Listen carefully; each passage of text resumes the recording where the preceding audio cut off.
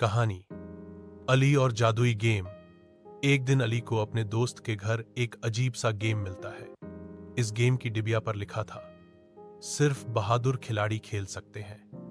अली ने सोचा कि यह तो कोई आम गेम होगी, लेकिन जैसे ही उसने गेम ऑन किया, उसके कमरे में रोशनी फैल गई और वह गेम की दुनिया में पहुंच गया।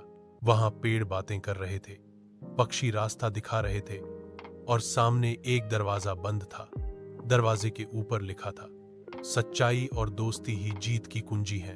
अली ने गेम खेलते हुए कई पहेलियां हल की, दोस्तों की मदद की और सच बोला। आखिर में दरवाजा खुद खुल गया और अली जीत गया।